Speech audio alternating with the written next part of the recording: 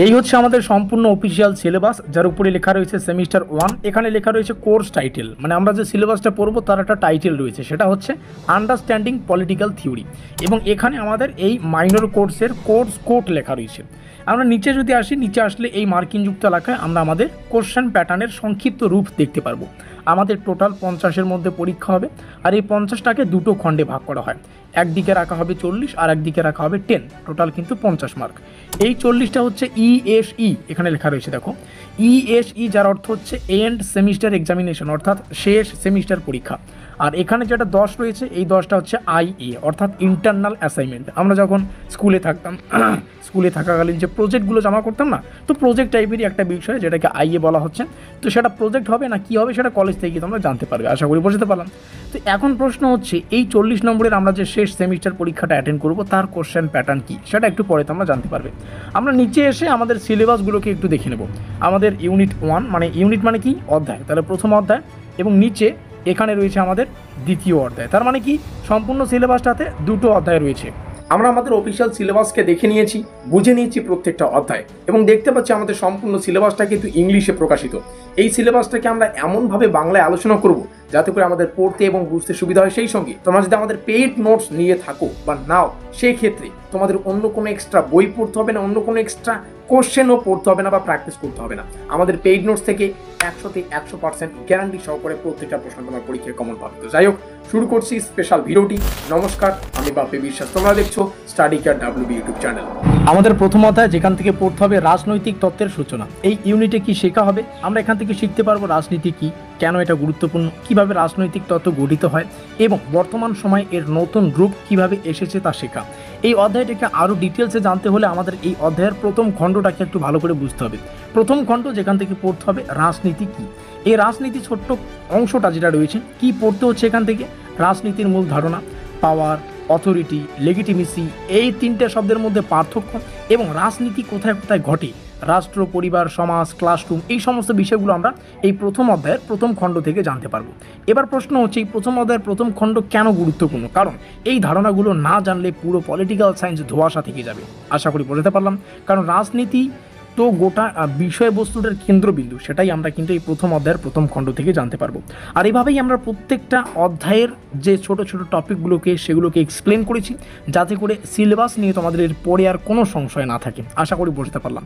আর এভাবে পড়লে তোমাদেরও কিন্তু বুঝতে সুবিধা হবে, তোমরা একটা স্টার্টিং পয়েন্ট পেয়ে যাবে কীভাবে তোমরা প্রস্তুতি নেবে। সেই সঙ্গে তোমাদের প্রস্তুতির জন্য আমরা আমাদের পেইড নোটসটাকে ডিজাইন করেছি, তোমরা চাইলে আমাদের পেইড নোটস নিয়েও পড়তে পারো। তো পেইড নোটসের ডিটেলসটা একটু পরেই তোমরা জানতে পারবে। তার আগে আমরা প্রথম অধ্যায়ের দ্বিতীয় খণ্ডটাকে বুঝে নেব, যেখান থেকে পড়তে হচ্ছে জাস্ট আ মিনিট রাজনৈতিক তত্ত্ব, এর অর্থ এবং গুরুত্ব। কি পড়তে হবে? পলিটিক্যাল থিওরি কি, এটি কিভাবে রাজনীতিকে ব্যাখ্যা করে, আদর্শ রাষ্ট্র, ন্যায়, স্বাধীনতা, সমতা, এইসবের বিশ্লেষণ, এই সমস্ত বিষয় আমাদের দ্বিতীয় খণ্ড থেকে পড়তে হচ্ছে। আর কেন এটি গুরুত্বপূর্ণ? কারণ এই অংশেই বোঝা যাবে রাজনীতিকে শুধু নেতাদের কাজ মনে করা বা মনে না করে আমরা সবাই কিভাবে এতে অংশ নেই। এই যে টপিকটা, এই টপিকটা আমরা প্রথম অধ্যায়ের দ্বিতীয় খণ্ড থেকে জানতে পারবো। তোমাদের সুবিধার্থে জানিয়ে রাখি, আমরা একটা পেইড নোটসের ব্যবস্থা করেছি, যেখানে সম্পূর্ণ সিলেবাস থেকে বাছাই করা প্রশ্ন এবং উত্তরগুলিকে রাখা রয়েছে। সেই পেইড নোটসটার ডিটেলস, মানে A to Z ডিটেলস তোমাদের সামনে শেয়ার করা, কারণ তোমরা নোটপত্র যদি সংগ্রহ করো তো ডিটেলসটা জানা খুবই গুরুত্বপূর্ণ।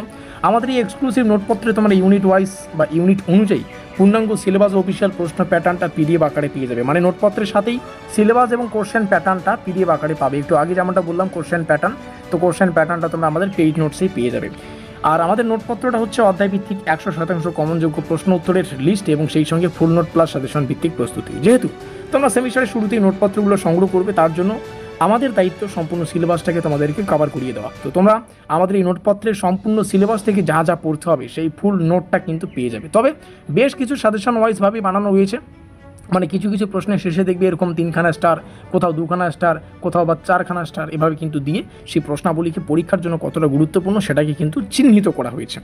আর 100% কমনযোগ্য প্রশ্নাবলী, যেখানে যে প্রশ্নের শেষে স্টার সংখ্যা অধিক সেই প্রশ্নটি অধিক গুরুত্বপূর্ণ। তবে সেমিস্টারের শুরুতে নিতে হলে তোমরা ফুল নোটই পেয়ে যাবে এখানে, মানে কোন অধ্যায় থেকে কি কি পড়তে হবে তার A to Z ডিটেলস আমাদের নোটপত্রে পেয়ে যাচ্ছ তোমরা। সেই সঙ্গে আমাদের এই নোটপত্রটা হচ্ছে দ্বিভাষিক প্রশ্ন উত্তর। দ্বিভাষিক বলতে বোঝায় যেখানে দুটো ভাষা থাকবে, অর্থাৎ আমাদের নোটপত্রে প্রত্যেকটা প্রশ্নকে বাংলা এবং ইংলিশ দুটো ভাষাতেই কিন্তু বানানো হয়েছে। তবে উত্তর সম্পূর্ণ বাংলায় আছে, তো বাংলা এবং ইংলিশ প্রশ্নের ল্যাঙ্গুয়েজ রাখার একটাই কারণ, যাতে করে তোমাদের বোঝার ক্ষমতা দ্বিগুণ হয় আর তোমরা ভালো করেই প্রিপারেশন নিতে পারো। উত্তর সম্পূর্ণ বাংলায়, উত্তর তোমাদের পরীক্ষায় বাংলায়ও লিখতে হয়।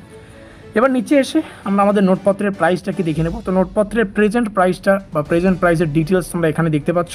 মেজরের প্রেজেন্ট প্রাইস 499 রুপিস, মাইনরের 450, এমডিরও 450। এই নোটপত্রগুলো সংগ্রহ করার জন্য আমাদের এই অফিসিয়াল যোগাযোগ নম্বরে যোগাযোগ করো 7384041536। তোমরা হোয়াটসঅ্যাপ করতে পারো, ফোন কল করে সব কিছু জেনে নিতে পারো।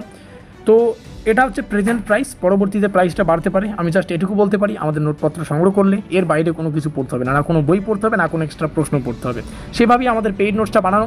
এর আগেও কিন্তু আমাদের নোটপত্র থেকে 100% কমন ছিল, তোমরা পুরাতন ভিডিওগুলো দেখলে বুঝতে পারবে। কিংবা তোমাদের যদি কেউ দাদা দিদি থেকে থাকে এখনও কলেজে পড়ছে 3rd সেমিস্টার কিংবা 5th সেমিস্টারে, তাদের জিজ্ঞাসা করেও তোমরা শুনে নিতে পারো। এই নোটপত্রটা তোমরা হাই কোয়ালিটি পিডিএফ ফরম্যাটে পাবে, পেমেন্ট করার 1 মিনিটের মধ্যেই, যেটা বললাম ফুল নোট তোমরা হোয়াটসঅ্যাপে পিডিএফ আকারে পেয়ে যাবে, যেগুলো সহজে পড়া যাবে। তোমরা চাইলে কিন্তু প্রিন্ট আউট করারও সুযোগ সুবিধা পেয়ে যাচ্ছ। আশা করি বোঝাতে পারলাম। দীর্ঘ নিঃশ্বাস নিয়ে আমরা প্রবেশ করবো আমাদের প্রথম অধ্যায়ের 3য় খণ্ডে, সেটা হচ্ছে রাজনৈতিক তত্ত্বের অবক্ষয় ও পুনরুত্থান। কী পড়তে হবে, কীভাবে 1950-এর দশকে এটা দুর্বল হয়ে পড়ে এবং আচরণবাদ ও পরবর্তীতে নতুন তত্ত্ব কীভাবে ফিরিয়ে আনে। দেখো তত্ত্বটাও তো চেঞ্জ হয়, তাই না? রাজনৈতিক তত্ত্বের অবক্ষয় মানে কি চেঞ্জ হয়, এবং পুনরুত্থান মানে কি নতুন করে তৈরি হওয়া। তো এই অধ্যায়ের যা টপিকটা এক লাইনে বুঝতে গেলে কেন এটি গুরুত্বপূর্ণ সেটা আমরা এখানে বুঝতে পারবো। কারণ বুঝতে পারবে তত্ত্ব সময়ের সঙ্গে কিন্তু বদলায় এবং সমাজের চাহিদা অনুযায়ী পুনরায় কিন্তু বিকশিত হয়, তাই না? রাইট, নিচে আসবো। প্রথম অধ্যায়ের 4র্থ খণ্ড রাজনৈতিক তত্ত্বের পদ্ধতিগত দৃষ্টিভঙ্গি। এখানে অনেকগুলো দৃষ্টিভঙ্গি আছে, তার মধ্যে মান্যতাবাদী দৃষ্টিভঙ্গি। মান্যতাবাদী দৃষ্টিভঙ্গি কি হওয়া উচিত, এই প্রশ্নে যখন আমরা রাজনীতিটাকে বোঝার চেষ্টা করব, সেটাই হচ্ছে মান্যতাবাদী দৃষ্টিভঙ্গি। প্রমাণ্য ভিত্তিক মানে যখন কোনো কিছুর প্রমাণ্য থাকবে, তো এটাকে আমরা কীভাবে বুঝবো? যে রাজনীতিকে তথ্য উপাত্ত দিয়ে বিশ্লেষণ করলে সেই দৃষ্টিভঙ্গিটাকে আমরা প্রামাণ্য ভিত্তিক বা প্রমাণ্য ভিত্তিক দৃষ্টিভঙ্গি বলতে পারি। এবং আচরণবাদী রয়েছে, যেমন ভোটার, নেতা, আন্দোলনের আচরণ বিশ্লেষণ, এই সমস্ত বিষয়গুলো আমরা এই আচরণবাদী দৃষ্টিভঙ্গির উপর বুঝবো। তাহলে কেন এটি গুরুত্বপূর্ণ? দেখো এক একটা পদ্ধতি একেবারে কিন্তু বা এক একভাবে রাজনীতিকে ব্যাখ্যা করে না, তাই সবগুলোকে জানা কিন্তু খুব দরকার বা প্রয়োজন। আমরা নিচে এসে আমাদের প্রথম অধ্যায়ের শেষ খণ্ডে প্রবেশ করব, সেটা হচ্ছে সমকালীন দৃষ্টিভঙ্গি। কি পড়তে হবে? এখানে রয়েছে নারীবাদী দৃষ্টিভঙ্গি, তার মানে কি নারীদের এখানে অংশগ্রহণ এবং বৈষম্য আমরা পাবো।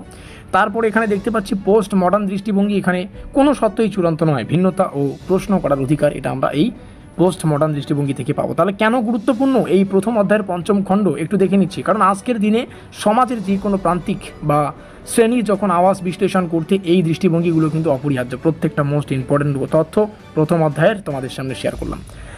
নিচে এসে দীর্ঘ শ্বাস নিয়ে আমরা 2য় অধ্যায়ে প্রবেশ করব। দেখো কি সুন্দর করে আমরা তোমাদের জন্য সিলেবাসটাকে ডিজাইন করেছি। আমাদের উদ্দেশ্য তোমাদের সাফল্য। আর তোমরা যদি আমাদের পেইড নোটস নিয়ে পড়ো, সেই ক্ষেত্রেও তো একদম কেল্লা পথে, কারণ আমাদের নোটপত্রটা এত সুন্দর করে ডিজাইন করা।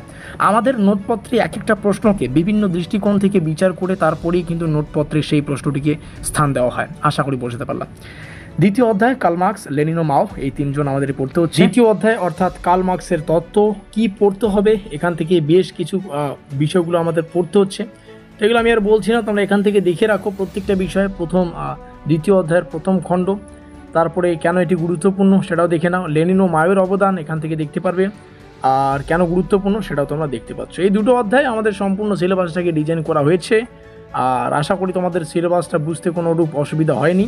সেই সঙ্গে তোমাদের সুবিধার্থে জানিয়ে রাখি, তোমরা আমাদের এই পেইড নোটসটা নিয়ে একদম জোর কদমে প্রস্তুতি নিতে পারো। তো তার জন্য আমাদের এই নম্বরে যোগাযোগ করো। তোমরা যদি একসাথে প্রত্যেকটা পেপারে নোটপত্র সংগ্রহ করতে চাও, যে কোনো সাবজেক্ট থাকতে পারে তোমাদের, তো সেক্ষেত্রে কিন্তু একটা ছাড়পত্র ঘোষণা করা হবে। এমনিতে প্রাইস ডিটেল তোমরা দেখতে পারো, পরবর্তীতে কিন্তু প্রাইসটা বাড়তে পারে। তো এই হচ্ছে আমাদের স্পেশাল ভিডিও তোমাদের সামনে শেয়ার করা। ভালো লাগলে লাইক করে দিয়ে বন্ধুদের কাছে শেয়ার করে দিও। আর মিলতে হয় পরের কোনো ক্লাসে।